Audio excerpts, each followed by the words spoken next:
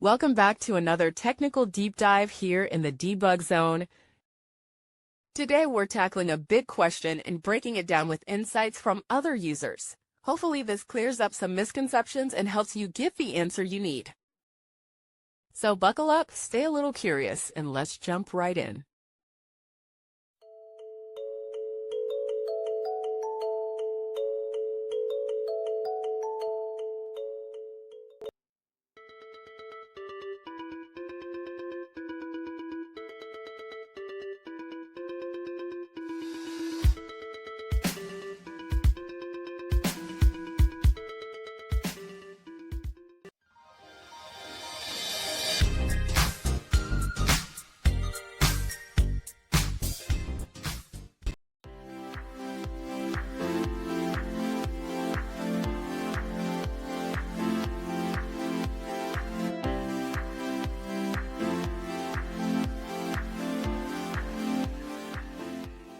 And that's a wrap.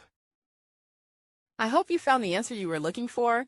If you did, take a second to hit that subscribe button. It really helps out. And let me know in the comments which solution worked best for you. See you next time in the debug zone.